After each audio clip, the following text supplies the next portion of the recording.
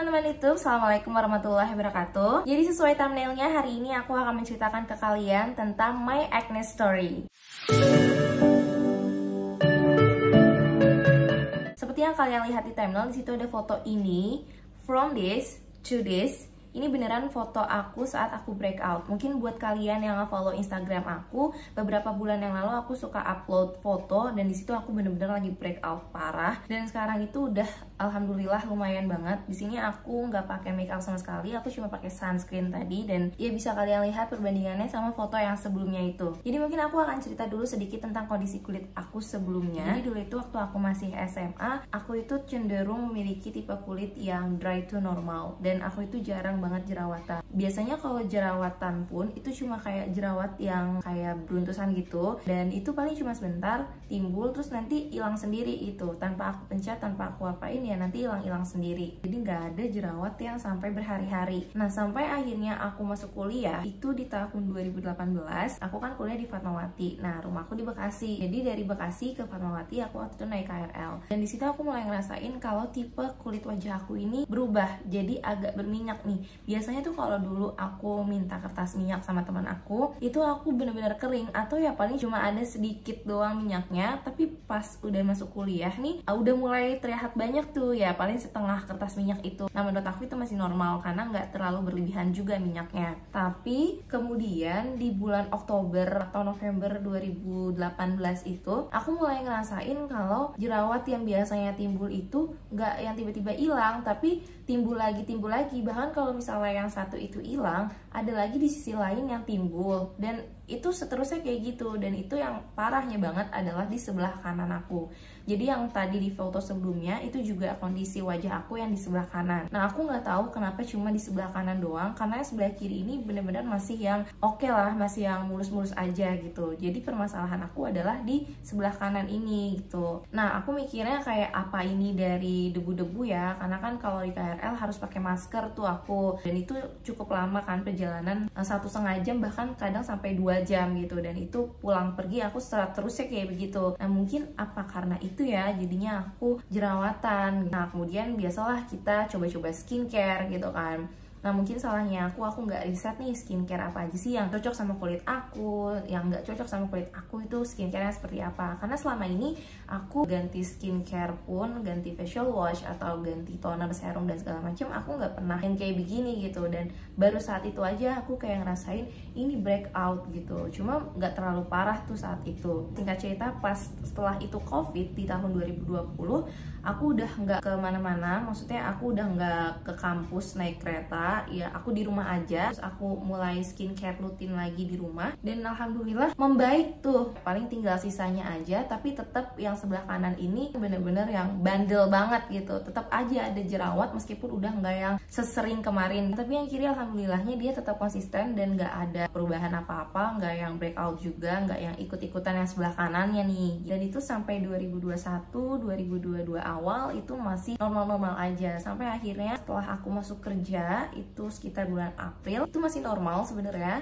Nah cuma mulai agak-agak parahnya lagi itu di bulan Agustus. Kenapa aku bilang parah? Karena aku nggak biasa punya jerawat yang kayak gitu lagi nih selama ini. Tiba-tiba muncul lagi jerawat yang merah terus yang kalau dipencet itu ada darah gitu. Nah salahnya aku tuh anaknya gatelan. Jadi kadang suka aku pencet gitu karena aku risih aja gitu ngelihatnya di muka aku. Nah itu sebenarnya nggak boleh ya guys, nggak boleh dipencet. Cuma ya karena aku gatel aja jadi ya udah aku pencet tuh kan. Nah mungkin salahnya aku di situ juga karena aku pencet, jadinya dia merambat lagi kan. Yang satu hilang terus tiba-tiba muncul lagi yang lain.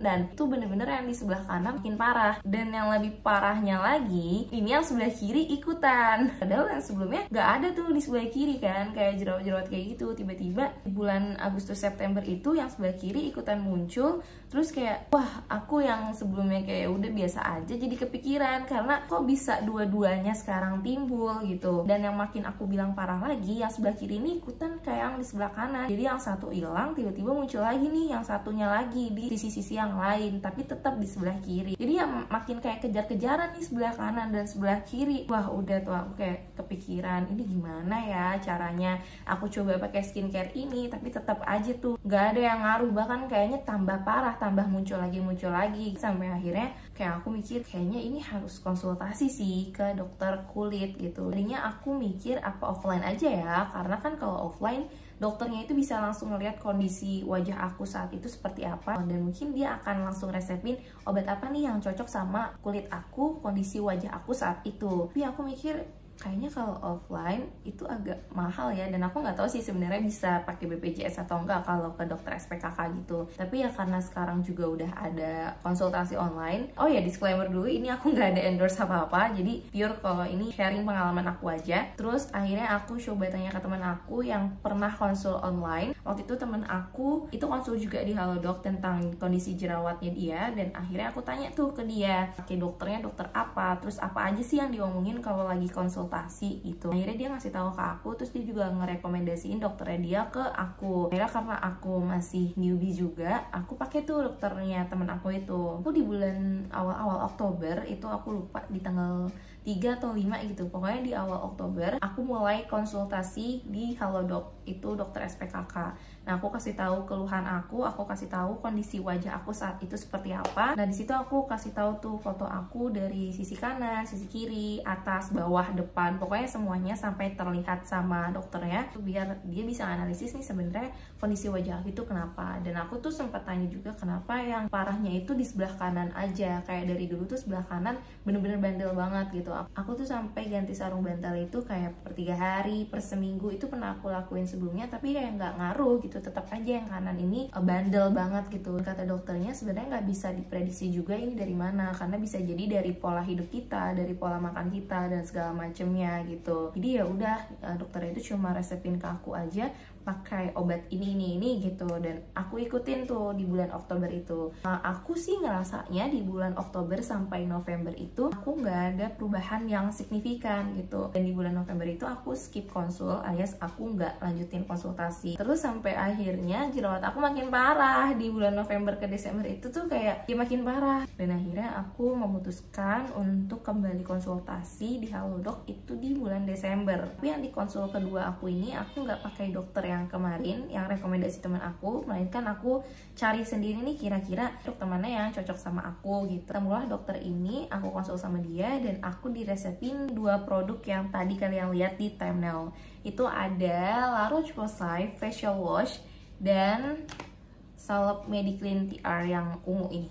For your information lagi, jadi aku dari konsultasi di bulan November itu aku udah disuruh stop skincare, jadi back to basic skincare aja. Aku nggak pakai toner, nggak pakai serum, nggak pakai moisturizer dan segala macam, hanya pakai sunscreen di pagi hari aja, dan malamnya itu cuma pakai salep yang direkomendasiin sama dokternya. Sebenarnya kalau di dokter pertama yang di bulan November itu aku nggak pakai 2 produk ini. Nah, mungkin aku akan bahas di video aku yang terpisah untuk konsultasi Halodoc seperti apa. Di sini aku pengen ngebahas untuk 2 produk ini aja, karena aku merasa ada perubahan di wajah aku itu setelah aku menggunakan 2 produk ini, alias saat aku konsultasi di bulan Desember kemarin. Ini facial wash produk dari La Roche-Posay, Evoclar yang Purifying Foaming Gel. Ini super duper enak banget. Sebelum itu aku nggak pernah cobain produknya LRP ini sama sekali, jadi cuma ngeliat di iklan aja atau cuma lihat review orang yang katanya enak, yang katanya worth it lah untuk dicoba ke kulit yang sensitif akan jerawat gitu. Dan setelah aku coba ini, emang kesan pertama yang aku rasain itu enak banget, karena menurut aku ini tuh apa ya, after taste-nya sesudahnya itu enak banget, keset banget enggak, tapi nggak yang licin banget gitu. Nah, terus wanginya itu menurut aku bener-bener yang wangi khas banget gitu, dan enak banget, nggak yang terlalu nyengat banget. Pokoknya cocok banget lah sama aku. Aku suka banget sama ini. Aku tuh sampai nyetok ini karena secinta itu gitu. Jadi aku udah repurchase duluan sebelum habis. Nah, untuk harganya ini emang agak pricey, tapi menurut aku kalau ini membantu kalian, ya why not gitu. Menurut aku ini worth it sih untuk di kulit wajah aku, dan semoga ini akan terus awet, akan terus bermanfaat bagi kulit wajah aku agar semakin membaik gitu. Nah, tapi selain facial wash ini, aku yakin juga ada bantuan dari si salep ini, Mediclean ini. Nah ini pemakaian aku sebulan, ini masih ada sih sedikit di ujungnya gini, karena aku cuma pakainya itu di bagian jerawat aku aja. Jadi aku nggak pakai di keseluruhan wajahku, aku cuma pakai di bagian jerawat aku aja. Kayak yang parah tuh di sebelah kanan, di bagian mana, di sebelah sini gitu aku pakein, aku totol gitu.